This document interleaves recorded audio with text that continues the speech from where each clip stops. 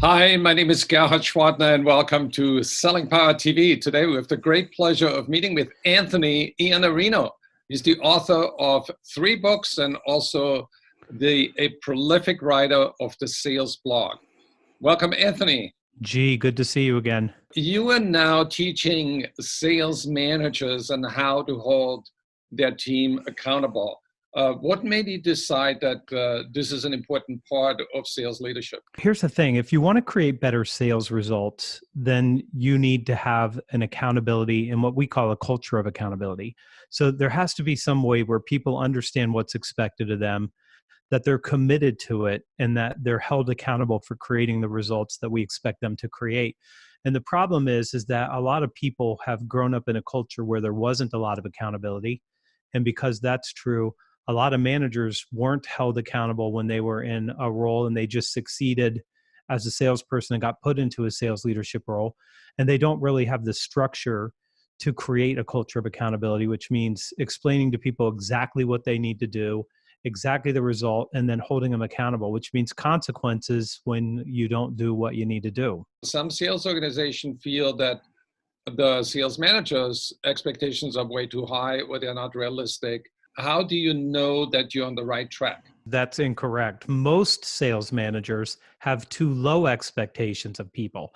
They lower the bar. And so this is what is called the normalization of deviance. So somebody says, you asked me to be up here, but I'm really only going to do this.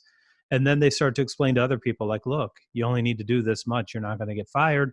And then other people say, okay, I can coast too.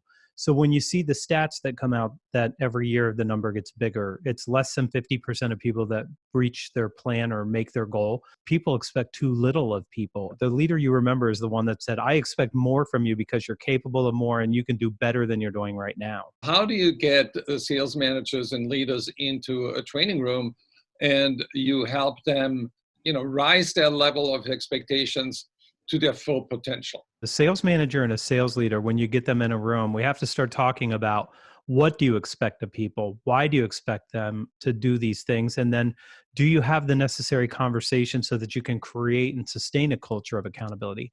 As a leader and a sales manager, you only create results through the people that you lead. So you need to start and say, I'm going to go first and become a better leader. And look, if you want people to develop themselves, develop yourself. If you want people to focus on opportunity creation, inspect and expect opportunity creation every week and get engaged like you've never been engaged before, because the greater your engagement, the greater the engagement from your team. Usually the bigger the why, the bigger the try. So what are some of the whys that sales managers need to communicate to salespeople? I was in touch with an organization that was in what I would call land grab. They had an opportunity, but they had to capitalize on it very fast. And they started to raise the requirements of the people on their team as it pertains to activity, opportunity creation, win rates, signing people up for their program. And no one explained to them that it's a land grab. And when I finally explained, like, it's a land grab, we have to go faster because once these companies become clients of the competitor, you're now in a competitive displacement situation. You'd rather go first than have to displace somebody later. So the truth of the matter was, when they understood why, it made sense to them what they were being asked to do and why they didn't explain it to them before. I don't think they had the language for it. But once I gave them the language to have that conversation, they did better. How do you reward people adequately and in an exciting way so they can meet the manager's expectations and also their own? You can do things that give people a sense of belonging, a sense of psychological safety, a sense that they're appreciated. And of all the levers that you might use, gratitude and recognition are free, and people are too stingy with that.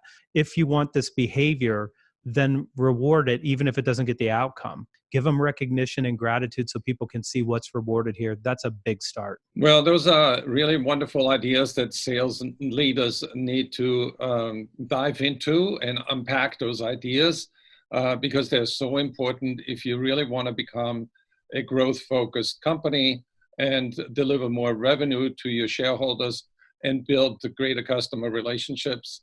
I think you want to explore going to Chicago. When is your next seminar. Tell us about it. The next training workshop is March 5th. It's at a location called Convene. It's in downtown Chicago. It's a wonderful facility, and it's a private workshop. So you're there, and we have our own space, and it's just a really wonderful environment for people to start thinking about what's my role as a leader or a sales manager, and how do I create and sustain a culture of accountability. I want to thank you in the name of the profession of selling for making that contribution to everybody.